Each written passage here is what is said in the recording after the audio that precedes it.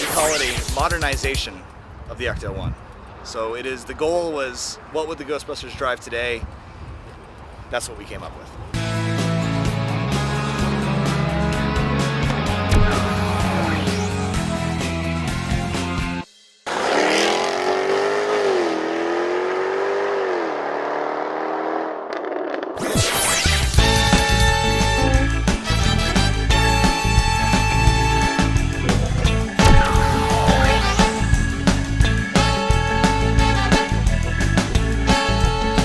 So there's a large fan base of Ghostbusters, and there's many discussion boards online, and the topic would always come up, what would make a good Ghostbusters car today?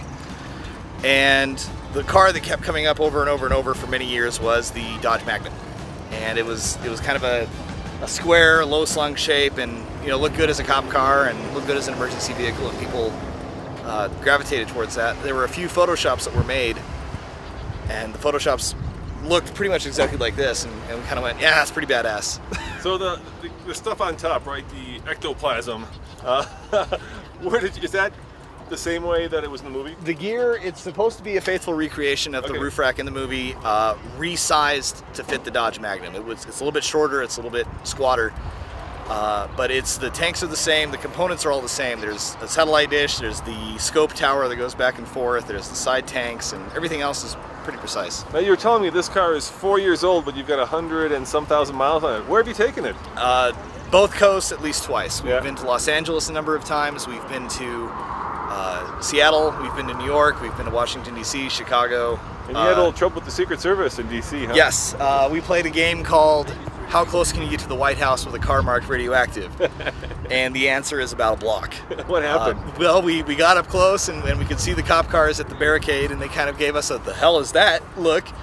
And we kind of went, all right, let's get out of here. And as we turned away, two cop cars came out of the gate at the White House, surrounded us, pulled us over.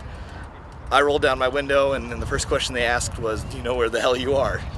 And you said yes? I said, no, I don't now.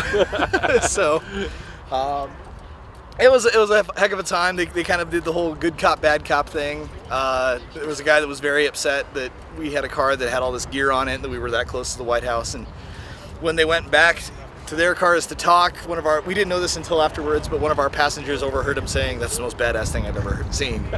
So while we're freaking out, the guy in the back is like, less to worry about. So what kind of reaction do you get when people see it? Do people, first of all, people know, I take it, it's a Ghostbusters car. I mean, it's got the ghost and the bus sign, so it's pretty...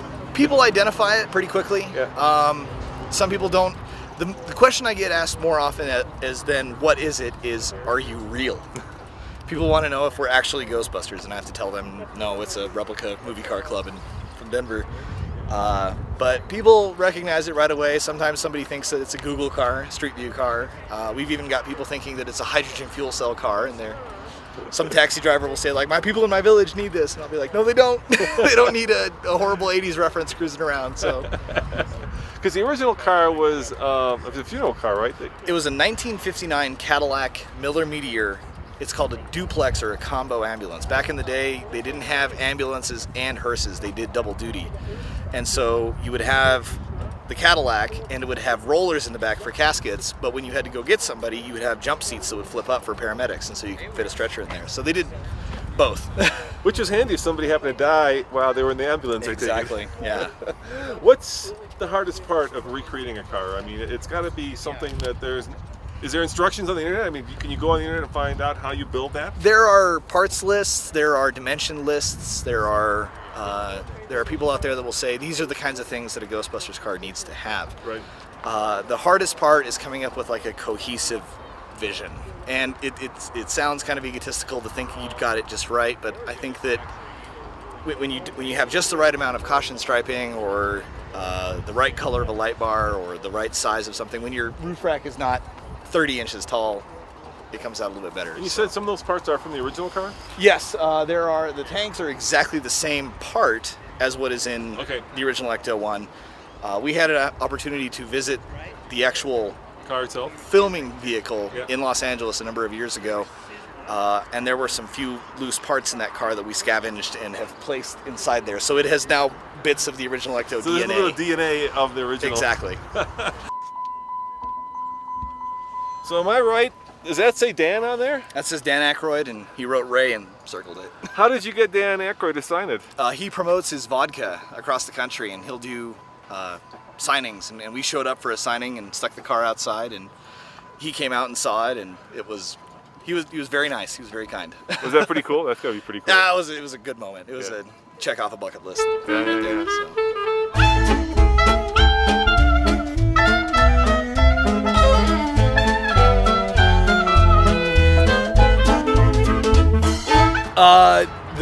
The best part about it is when you like walk out of someplace, out of a restaurant or a grocery store, and it's surrounded by people, and you can just sit back and just watch it happen. You can watch people go, oh, look at this, look at that, look at that, and it's not necessarily about being the center of attention, which a lot of people do this. It's more about just eliciting a reaction in someone and observing that and seeing, oh, cool, someone that's made someone's day. Well, thanks for sharing it with our readers and viewers. Thanks so much.